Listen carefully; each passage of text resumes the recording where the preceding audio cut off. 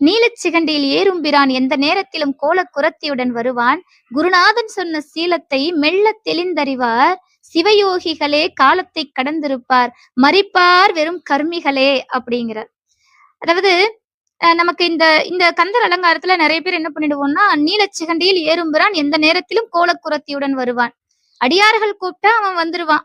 எப்படி வருவான்? நீலச்சிகண்டியில் நீலமயில் ஏறி கோலக்குரத்தியுடன் வருவான். சதா அருள் பாலிக்கக்கூடிய அருளே வடிவான வள்ளி பிராட்டியோடு முருகப்பெருமான் வருவார். அதோட விட்டுடுறோம். ஆனா அடுத்த வரி அருணகிரி வைக்கிறார். குருநாதன் சொன்ன சீலத்தை மெல்லத் தெளிந்தறிவார். குருநாதன் சொன்ன சீலத்தை மெல்லத் தெளிந்தறிவார். சிவயோகிகளே சிவயோகிகளே காலத்தை வென்றிருப்பார்.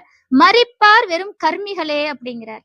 அருணகிரியார், நான் ஏற்கனவே சொல்லியிருக்கேன், அருணகிரியாருடைய பாடல்கள் அனைத்தும் நமக்கு சிவஞானத்தை பெற்று தரக்கூடிய பாடல்கள். சதா அவர் அதைதான் கேட்கிறார். சிவஞான பரயோக தருள்வாயே அப்படின்னு கேட்கக்கூடியவர் அருணகிரி. குருநாதன் என்பவன் இங்கே முருகப்பெருமான். அந்த பரம குருவுக்கே குருவாக அமர்ந்தவன், சற்குருநாதனாக இருக்கக்கூடியவன் முருகப்பெருமான். இந்த முருகப்பெருமான் என்ன சொன்னார் அப்படிங்கிறது செய்தி.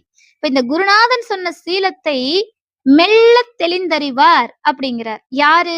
சிவயோகிகளே அப்படின்றார். நம்ம முந்தைய பாடல்ல பெருக்கச்சம் செழித்து கந்தளற்று புந்து ஏற்றுப்பின் பிழைப்பற்றும் குறைப்பற்றும் பொதுமாதர் அந்த பாடல் கடைசி வரியில பார்த்திருப்போம்.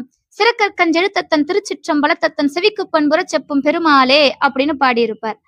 அஞ்செழுத்து மந்திரத்தின் தத்துவத்தை முருகப்பெருமான் சிவபெருமானின் காதிலே பிரணவ பொருளாக உபதேசித்தான் என்றார் அருணகிரி. அப்ப அந்த இடத்தை தான் நம்ம இங்க சிந்திக்கணும். அந்த நமசிவாய மந்திரத்தின் உட்பொருளைத்தான் பிரணவ பொருளாக சொன்னானா அருணகிரி சொல்றார். நம்ம ஞானசம்பந்தர் அழகாக சொல்லிட்டார்.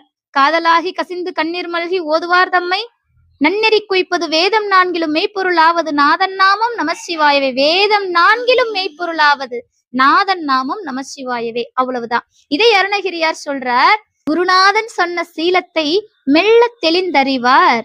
காலத்தை வென்றிருப்பார். யாரு? சிவயோகிகளே காலத்தை வென்றிருப்பார்.